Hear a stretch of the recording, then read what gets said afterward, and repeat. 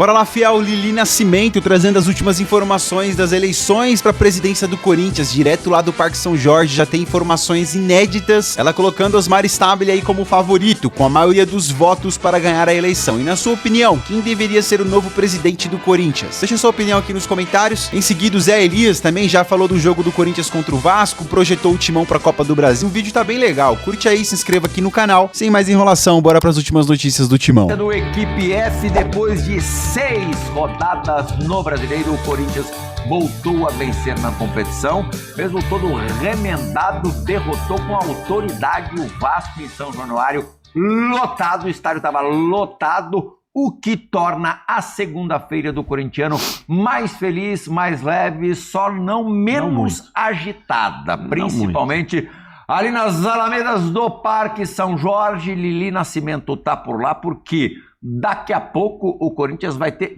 finalmente definida a história do presidente tampão até o final de 2026, pouco menos de 1 ano e meio, que seria o mandato do Augusto Melo. Lili Nascimento, agora já dá para falar boa noite.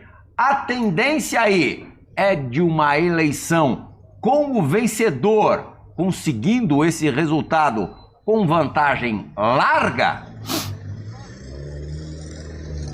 Fala, Plirra, beijo pra você, aos amigos do Equipe F, ao fã de esportes. Bom, estou aqui em frente ao Parque São Jorge. E sim, a gente vai conversando com pessoas do clube, ao que tudo indica, né? O Osmar Stabile deve ter a maioria dos votos, então ele deve ser eleito o novo presidente. A gente tem que lembrar que ele está como presidente interino desde a saída do Augusto Melo, e quando foi confirmado o impeachment do presidente Augusto Melo, ele continuou. A gente lembra que na gestão Augusto Melo, Osmar Stabile era o primeiro vice-presidente e o Armando Mendonça o segundo vice-presidente. Agora o Stabile está como presidente, Armando Mendonça como vice-presidente. O que vai acontecer? Só para situar aí o fã de esporte, são 299 conselheiros que irão votar nessa noite aqui no Parque São Jorge. Desses 299, 99 são conselheiros vitalícios, outros são os outros 200 conselheiros que também terão direito a voto. A primeira chamada é às 6 horas da tarde, deixa eu até ver, me atualizar do horário aqui.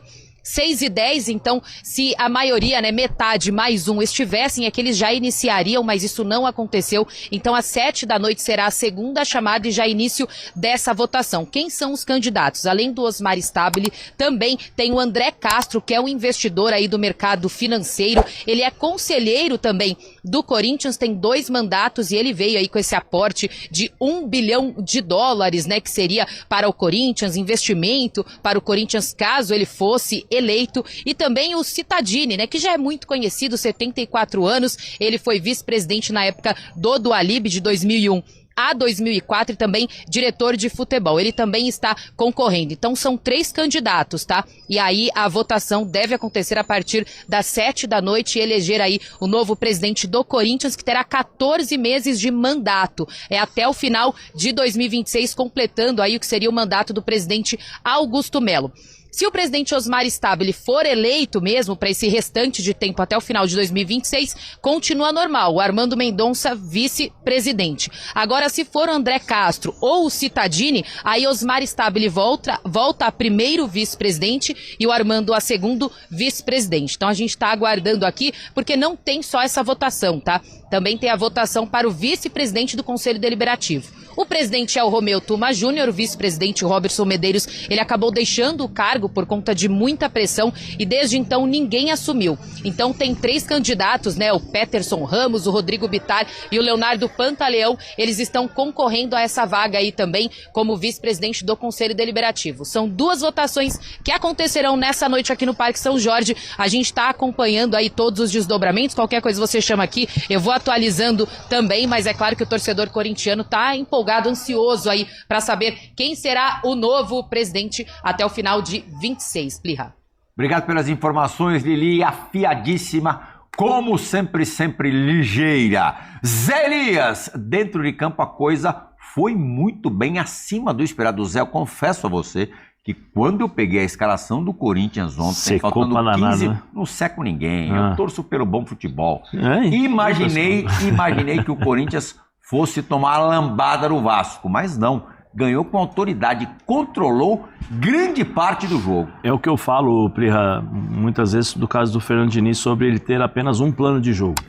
Eu vou fazer o meu time jogar da forma como eu quero, como eu espero, e os adversários, eu não me preocupo tanto com os adversários. Se você pegar a entrevista do Dorival depois do jogo, ele falou: nós treinamos exaustivamente a virada de jogo, porque conhecemos a equipe do Fernando Diniz, onde ele posiciona muitos jogadores de um lado do campo e o outro lado fica sozinho. O Bidu jogou o tempo todo sozinho. Se você olhar os dois melhor gols, jogo do Bidu nos últimos tempos, hein? No primeiro tempo foram 3 oportunidades que ele chega sozinho, uma saiu gol, que foi do Maicon, depois ele teve 2 chances de fazer os cruzamentos. No segundo tempo, o lance do gol do Corinthians, aí o André Amaro brincou com o Thiago Silva, né? Quis imitar o Thiago Silva, que é ídolo dele. No segundo tempo ele fez a mesma coisa, né? Porque o time do Vasco tinha sérios problemas em posicionamento. Olha lá, ó. Não tem ninguém no meio campo, os zagueiros entram na área para defender, e aí o Mateuzinho foi felicíssimo nessa batida. Ali ele deu o gol pro Gui, porque ele bateu forte, é só colocar se bate o pé, no zagueiro também entra. Bate na canela, entra e tal, mas o grande problema ontem do Vasco foi o seguinte, o Vasco jogou da mesma forma que jogou contra o Santos. Tanto o Coutinho como o Nuno Andrade subiam para fazer a marcação nos zagueiros, né? O David e o Rian ficavam abertos, aí quando tinha bola, o Coutinho e o Nuno voltavam para fazer essa armação das jogadas, o Rian e o David entravam meio, até um pouquinho, né, ali por dentro para poder criar situações de jogo. O que acontece? Acontece que o Corinthians começou tentando sair jogando com 3 zagueiros, porque o Ranieri se posicionava pelo lado esquerdo, aí o Corinthians parou de fazer isso. Aí voltou ao sistema de jogo normal, 4 defensores, 3 jogadores no meio campo, o Bidon ali na frente e 2 atacantes. Qual foi a surpresa? Nenhuma. O Corinthians joga assim com os jogadores que estão fora, o Corinthians joga dessa forma. E o Fernando Diniz teve problemas, porque em todo lugar do campo o Corinthians conseguia criar 3-2, né? Criar a superioridade numérica. Um jogador no meio campo, o Coutinho voltava para tentar marcar, tinha o Ranieri sozinho. Aí o Nuno tentava voltar para marcar, tinha o Bidon jogando nas costas ali dos volantes, porque os volantes tentavam subir para fazer a marcação. E com a bola nos pés, eles não conseguiam jogar, porque eles estavam desarrumados, e o Corinthians, quando perdia a bola, já fazia a marcação-pressão, ou esperava quando eles entravam no campo do Corinthians, era pressão, roubava a bola e jogava. O Bidon, ontem, fez uma boa partida também. Ele foi o cara que segurou um pouco mais essa bola, ele distribui um pouco mais o jogo, são características diferentes da do Garro, totalmente diferente. Mas só entrou no decorrer do jogo. Mas ele conseguiu meio que ditar um pouco o ritmo, porque uma hora ele fazia o centroavante na hora de marcação, depois ele voltava por dentro, ele criou dificuldades para os jogadores do Vasco. E o Fernando Diniz não entendeu essa proposta de jogo, ou preferiu olhar só para o time dele. Não, vou arrumar o meu time, mas ele esquece muitas vezes que os times adversários se armam para jogar contra o Fernando Diniz, contra o time dele, e ontem ele deveria ter ajudado um pouco mais, né, a equipe do Vasco. Peraí, eu tô com dificuldades, o Corinthians está dominando o jogo, deixa eu mudar um pouco, vou espelhar, talvez eu tente espelhar um pouco a marcação, a forma de jogar, porque ele poderia fazer isso, né? Ele poderia transformar o Vasco num 4-3-1-2, ele põe o Nuno junto com, tinha o Jair e o Tietê, põe o Felipe Coutinho ali na frente e joga os 2 centroavantes, o Rian e o David ali, pronto. Iguala, briga ali no meio campo, vê quem tem mais bala para vender, porque aí é 1 contra 1, homem contra homem, e depois você volta ao teu esquema de jogo, dá segurança para os teus jogadores. Não adianta ficar gritando o tempo todo com o jogador. Não adianta ficar, faz isso, faz aquilo. Se ele deu gancho bom. Porque isso daí acaba atrapalhando. Sobre o Rian, né? Eu falei ontem aqui no programa e vou falar de novo. Eu falo por experiência própria. Eu já tive o mesmo tipo de tratamento que o Fernando dá aos jogadores, e o Fernando recebeu isso também de um treinador chamado Paulão, na época de futsal. Era assim, era dessa forma. Xinga, cobra, manda tomar suco de caju. Paulão é psicólogo também? Não, faz um monte de coisa. O que acontece, Prial? Chega um determinado momento que o jogador, por mais que ele seja cascudo, por mais que ele seja menino e queira escutar, chega uma hora que cansa. Porque você fica assim, será que eu vou por dentro? Será que eu venho aqui fora? Será que eu vou pegar a bola e toco? Será que eu pego a bola e vou para lá? Aí o jogador, ao invés de ter toda a confiança que ele precisa para jogar como o Fernando Diniz exige, ele perde a confiança. Né? E o que ele exige aí é que você não voltou para marcar o Puma porque tinha marcação. Só que assim, ele não falou em momento algum que o Corinthians armou a jogada nas costas naquilo que o time dele tem problemas. Do que ele preparou. Mas durante todo o tempo, depois da dura, até esse gol nos acréscimos, que teve pouca utilidade, ele deu uma sumida. Mas eu penso da seguinte forma, eu já tive chefe desse modelo aí do Fernando Diniz. Eu já tive chefe aqui, que eu tô na transmissão, os câmeras conhecem. Mas a molecada de Nelson hoje Garrafão. não lida com a gente lidar. Vai pra lá e não sei o quê. Mas a molecada de e hoje você não lida falando com com a o cara gente no teu lidar. ouvido, o cara não tem, você falando na transmissão, o cara não tem ouvido. Hoje eu conheço. Então, mas eu não mudou, vejo, né, pastor? eu não crio, eu não consigo criar. Todo mundo tem um impacto disso. Ele é jovem e tal. Mas eu acho que no futebol também não tem espaço para ficar pedindo muito licença. Não tem espaço para ficar, por favor, me dá licença. Isso aqui, você pode chamar o cara. O tom foi muito assim. É que sempre é com o Fernando Diniz. Mas ele é o único que faz isso, né? Esse é o fato que se repete com o Fernando Diniz. Mas tem Qual outro treinador que dá dura desse jeito? Que o fato, vou repetir, o fato se repete com o Fernando Diniz. Se for outro treinador, talvez falaria de uma outra forma. Você acha que o Abel nos braveja ali do lado do campo? Mas o jogador dele não. Você acha que o Felipe falou que falou pro Gabigol foi de graça? Vamos começar a recuperar? Mas uma coisa, Pascoal. Então, gente, não tem esse negócio. Mas uma coisa é orientação. Desculpa, eu concordo com você. Uma coisa é orientação, que aí eu acho que é válido. Pô, você não marcou, volta aqui e tal. Ô, baralho, pô, vem pra cá e tal. Outra coisa é você o tempo todo xingar, mandar tomar um suco de caju e da forma como muitas vezes o Fernando faz esse tipo de coisa, eu tô falando por experiência própria. Isso uma hora chega a cansar. Não, cansar, eu vou falar pra você. Eu tive uma discussão com o Paulão. Ele é mais ou menos Fernando Diniz e Rian. Eu fiz isso a vida inteira. Eu sofri isso durante 1 ano e pouco. Sofri não. Eu tive esse tipo de treinamento. Teve uma vez um jogo Corinthians, GM e Palmeiras. No Palmeiras. Eu tô falando porque aconteceu comigo e eu vou dizer as coisas que muitas vezes o jogador pensa, tem vontade de fazer e não faz. Né? Tem uma jogada no salão que chama 1-3. Né? Então eu pegava a bola aqui, inclusive era eu e o Fernando Diniz que fazíamos isso na GM. Eu pegava a bola das mãos do goleiro, os 3 jogadores ficavam ali no outro goleiro lá, abriam o campo, a quadra pra gente jogar. Né? Ia pra cima. Aí perdemos o jogo. A última jogada fui eu que fiz, perdemos o jogo. Esse Paulão, né, o treinador que eu tenho muito estima, entrou e fez a mesma coisa que o Fernando Diniz fez dentro da quadra. Ficou me xingando, cobrando, essa é isso, aquilo. Entramos no vestiário. Ele continuou. Eu tinha uma garrafa e ia dar uma garrafada nele. Simples assim. Você deu a garrafada? Eu ia dar uma garrafada nele. Ia dar uma confusão. Só não deu a confusão porque o meu amigo Paraíba, que é o goleiro, entrou no meio, separaram e tal. O Fernando Diniz já teve confusão com alguns jogadores. É que ninguém fala. Já teve com o Tietê. Já teve com o Tietê, já teve com o jogador que está no Bahia, que eu não vou falar o nome por questões éticas. Né? Então, assim, às vezes isso daí pesa pro jogador. Ninguém está dizendo aqui que ele não pode dar dura. Não é isso. Às vezes precisa entender o limite.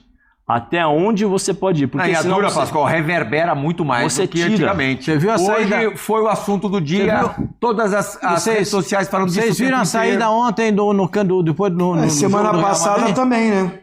No jogo do Real Madrid, vocês viram a saída ali do Rodrigo? Do Rodrigo? Pé da vida. Mas um negócio mais... Então, não tem... Isso é mais natural da gente ver. O pau que dá em Francisco, bate no Chico, e é normal, o futebol é assim, desde que o futebol é. Nesse vídeo eu falo pra você se Memphis Depay recebeu realmente 3 propostas ou 3 sondagens de clubes da Europa e se ele quer realmente deixar o Corinthians como foi noticiado. Vamos também falar sobre Memphis Depay ainda, em relação à volta do jogador aos gramados, hein? Dá para descartar Memphis Depay para quarta-feira? Acredite, ainda não dá e nós vamos falar sobre isso nesse blend de informações que ainda tem. Caso Félix Torres e transfer ban, o valor subiu e o Corinthians foi à FIFA. Será que teremos um desfecho feliz nesta semana? Vamos falar sobre isso também nesse blend. Vamos agora falar de Memphis Depay. Né? O Fabrício Romano, né, trouxe uma informação hoje que preocupou muitos corintianos, dizendo que o Memphis Depay tem 3 sondagens, 3 procuras de clubes europeus e que está querendo, né, como agente livre, deixar o Corinthians. Ele está cogitando deixar o Corinthians e voltar para o futebol europeu. Dentro do Corinthians não chegou nada ainda, nem por clube nenhum que procurou o Corinthians e nem também em relação ao Memphis, que tenha procurado o Corinthians, avisando que tem propostas, por exemplo, que quer sair. O Corinthians não foi, né, procurado por nenhuma das partes.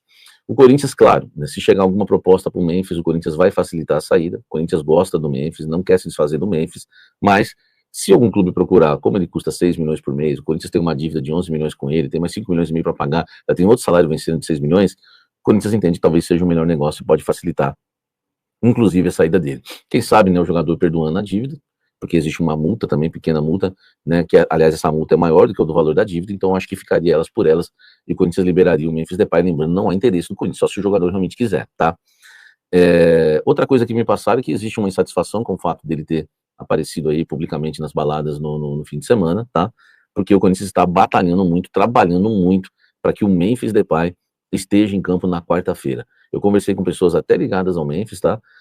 Que me falaram o seguinte, não descarte ele ainda para quarta. Então, o torcedor corintiano, mais do que nunca, existe uma esperança de que o Memphis Depay, né, que se recupera aí, né, de uma contratura muscular, esteja em campo na quarta-feira na Arena, né, Curitiba, lá na Arena da Baixada, que não chama mais Arena da Baixada, lá em Curitiba, jogo de ida contra o Atlético Paranaense pelas quartas de final da Copa do Brasil. Há uma esperança, o Corinthians segue trabalhando firme, o Memphis trabalhou hoje, o Corinthians já divulgou inclusive imagens, tá, do Memphis estar em campo na quarta-feira. Não é certeza, tá, mas também todo mundo já descartou o Memphis para quarta, né, eu sou o único que não descartei, e uma fonte disse hoje para eu não descartar que o Memphis pode sim estar em campo aí na quarta-feira, tá certo? Vamos seguir falando aqui agora, naquela reta final, subiu o valor do Félix Torres, não é mais 30 milhões, 34, 33 milhões, subiu o valor, eu vou te contar essa história, o Corinthians foi à FIFA. Olha só, o Corinthians foi à FIFA por quê? O Corinthians, ele está disposto a pagar os 33 milhões de reais para se livrar do transferban, já que o Santos Laguna recusou todas as propostas do Corinthians. Primeiro para pagar 30% do valor de entrada e parcelar o valor de 34, 30% desse valor, 10 milhões e 200 mil, depois recusou metade, né, 50%, 17 milhões, né, o valor é 34, 33, né, e também, né, o Corinthians fez uma proposta para 70%, também foi recusada. Aí o Corinthians disponibilizou a pagar à vista, porque o Corinthians precisa se livrar desse transferban, né? Fazer o quê? O dinheiro vai entrando, mas é para fluxo de caixa, tem tanta coisa para pagar, mas não tem para onde correr. E aí, o Corinthians descobre que o valor já está em 40, um pouquinho mais de 40. 40 milhões por conta de juros, por conta de correções, por conta de multas. O Corinthians foi à FIFA dizendo, né, montou ali um projeto jurídico, né, apresentou, dizendo que está disposto a pagar os 33 milhões, tá? E queria que a FIFA, né, isentasse o Corinthians desses juros, ou então, né, enviasse um ofício, né, uma espécie de obrigação para o Santos Laguna aceitar somente o valor que o Corinthians deve, que já é um valor reajustado, tá? A gente tem que entender isso. Os 34 milhões os 33 milhões já é um valor reajustado, só que reajustou mais ainda, está em 40 milhões. Pode gerar uma dívida aí impagável, tá certo? Então, olha só, vamos aguardar, o Corinthians foi à FIFA, e o Corinthians entende que se a FIFA enviar uma obrigação lá para o Santos Laguna, né, dizendo que o Corinthians tem que pagar somente os 33 milhões, porque já tem juros e correções, o Corinthians pode resolver a questão do transferban. Então, quer dizer, nessa informação tem notícia boa e notícia ruim, tá bom? Vamos aguardar. Comente aqui, deixa o seu like, inscreva-se no canal. Bora lá, fiel, se você chegou até aqui, curte aí o vídeo, se inscreva aqui no canal, dá uma moral pra nós aí, por favor, assim você vai ficar sempre por dentro, não custa nada. Se tiver um botãozinho no seu celular e hypar o vídeo, clique em hypar, assim o YouTube vai entender que o nosso conteúdo é relevante para mais corintianos chegarem aqui nesse canal. Vamos fazer desse canal uma verdadeira nação, beleza? Obrigado mesmo por você estar aqui. Coringão, que essa semana é uma semana que nós estamos de bem com a vida, né? Vai Corinthians, ganhamos do Vasco, o Vasco é freguesão nosso, né? Mas, cara, com tudo que tá acontecendo, a gente sabe que é uma semana bem turbulenta em questões de política e tudo mais, né? Tem a novidade do Hugo Souza que foi escalado aí pra seleção brasileira, mas eu gostaria muito de fazer um aspas aqui do Guinegão, mano, dos moleques da base, sabe? O Corinthians precisa olhar mais pra base, mano. Precisa. Às vezes o Corinthians fica igual um louco no mercado de transferência, e eu vou dizer pra vocês, tá? O Guinegão e o Kaique só vieram pro time titular, pro time do Corinthians tiveram minutagem, porque o Corinthians tá desfalcado. Porque se não fosse o caso, esse tava na mesma, velho. Sabe, eu não tô falando que os moleques é craque, mas, mano, já começaram a pegar uma casca, tá ligado? Já começaram a pegar vivência, entrosamento, né, com o time. O Guinegão fez uma partida muito boa, pessoal. Correu o jogo todo. É um cara que toda vez que a bola pinga nele, sai alguma coisa, né? Ou ele cava uma faltinha, ou ele consegue tocar, fazer 1-2. É um jogador muito bom, muito consciente, sabe do que faz, não é afobado. E com o tempo vai só maturando, vai só melhorando, velho. Kaique também, né, mais liso. né? O Kaique platinou o cabelo, mais liso, mais tal, mais molecão. Acho o Gui Negão mais consciente que ele ainda, né? Mas os dois aí o Dorival acertou e acertou demais na minutagem pros moleques. Thales Magno e Romero é banco de Gui Negão e Kaique, né? Se o Yuri Alberto tiver machucado, mano, tira o Yuri Alberto, põe o Gui Negão, vai Gui Negão e Memphis no próximo jogo. Resolvido a equação. E você, pensa diferente ou quer ter um pouco mais de calma com os meninos? Não é tudo isso? Bora trocar uma ideia, deixa sua opinião aí nos comentários, beleza? Não esquece de curtir o vídeo e se inscrever aqui, hein? Se inscreve aí, meu. Até o próximo vídeo aí, se Deus quiser. Valeu!